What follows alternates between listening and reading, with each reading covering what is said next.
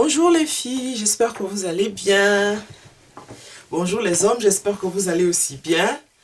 Eh bien aujourd'hui, c'est ma nappyversary. En effet, ça fait 12 mois que je suis une routine capillaire. Alors dans cette vidéo, je viens vous donner mes impressions. Qu'est-ce que j'en ai tiré de ces 1 mois de naturel? Pour moi, ça a été positif. Cette année 2012 a été positive parce que j'ai appris à comprendre mes cheveux. J'ai appris à regarder derrière les étiquettes des produits. J'ai rencontré beaucoup de personnes et pour moi, c'est quand même une seconde famille YouTube. Même si on ne se voit pas tous les jours, je pense à tout le monde. Je fais des gros bisous et j'espère que ça va se poursuivre dans le même sens. Voilà. Aujourd'hui, ça fait 1 an de naturel. Je n'ai pas big shopé. Non, je n'ai pas big shopé. J'ai défrisé mes cheveux durant toute mon existence de 2 fois. La première fois, c'était quand je partais en 3e. Et la seconde, quand je rentrais à l'université. Et après, je n'ai plus jamais recommencé parce que ça ne me sciait pas du tout. Mes cheveux étaient cassants. Cependant, la seule coiffure que j'arborais, c'était le chignon. Je portais le chignon tout le temps. C'était plus facile pour moi de me les attacher. Et j'ai toujours vécu comme ça dans cette insouciance capillaire. En me disant que bon, j'en avais un tout petit peu, donc ça me suffisait. C'est pas pour autant que je les entretenais tous les jours, que je les entretenais toutes les semaines, etc. Je faisais pas un soin toutes les semaines. Je faisais un shampoing, c'était déjà suffisant. Donc voilà. Et c'est après une mésaventure de la piscine, en fait, que j'ai réalisé que mes cheveux n'étaient pas aussi durs que je pensais, mes cheveux étaient faillibles, etc. Et après, j'ai eu une grosse casse capillaire. Une grosse casse capillaire, je me suis dit, c'est pas possible, qu'est-ce que je dois faire?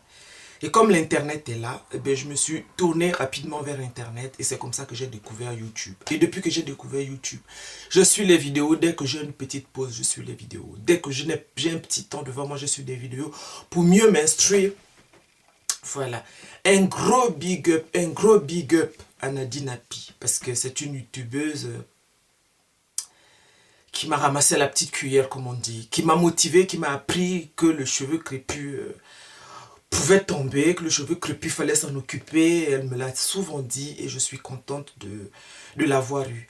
Les autres youtubeuses, elles ont fait la même chose. Elles ont dit ce qu'elles pouvaient nous dire. Elles disent ce qu'elles peuvent nous dire. Mais c'est à nous d'adapter notre routine à nous-mêmes.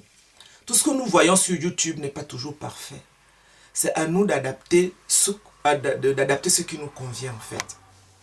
Donc, après 1 an, qu'est-ce que je veux vous dire? Mon objectif n'était pas poussé vers une longueur de manière absolue parce que je me suis dit, la longueur vient lorsque les cheveux sont sains. Et lorsqu'ils sont sains, la longueur est là. Mais lorsqu'ils ne sont pas sains, la longueur ne peut pas être là. Aussi, pour que mes cheveux soient sains, eh ben, qu'est-ce que j'ai fait? J'ai coupé. Et j'ai souvent coupé. Je pense que je coupais tous les 2 mois. Dès que je vois une fourche apparaître, je coupe. Dès que je vois des finitions de mes cheveux qui ne vont plus bien, je coupe. Ce qui a donné le résultat suivant. Je me retournais, j'espère que vous allez pouvoir voir. Voilà. Regardez bien mes cheveux. Alors, ici, j'ai fait 3 tresses pour bien voir le contraste. Ici, pour moi, mes cheveux sont très courts comparativement à là. Donc, c'est 2 twists. Donc, je vous montre ça comme ça pour que vous ne puissiez pas faire comme moi. J'espère que vous avez bien vu. J'espère que ça filme bien. Voilà. Pour que vous ne fassiez pas comme moi. Pour qu'à chaque fois que vous avez un problème capillaire, vous vous dites, bon, je vais couper, mais progressivement. Il faut prendre les choses avec beaucoup de calme et de douceur. Donc, mes sont inégaux. Mes tresses, elles sont inégales. Ça veut dire que mes cheveux sont inégaux derrière. J'ai coupé plus d'un côté que de l'autre. Voilà. Voilà les filles, ce que je voulais vous montrer. Donc, il va falloir que je me plonge un peu sur... que je me concentre un peu à faire pousser mes cheveux de ce côté-ci. C'est vrai, ils n'auront jamais la même longueur. Et en plus, les cheveux ne poussent pas partout sur ma tête de la même façon. Je ne sais pas pour vous, donc si vos cheveux poussent plus vite sur la nuque ou plus vite derrière, etc. Ce serait bien de vouloir le partager. Pour ma part, je trouve que l'écart est grand, très grand, très grand, on dit un écart, voilà, très grand. Donc c'est dû tout simplement au fait que je coupais mes cheveux sans attention particulière parce que je voulais que ça soit beau, donc je coupais. Donc ça veut dire qu'il y avait un côté qui était plus abîmé que l'autre.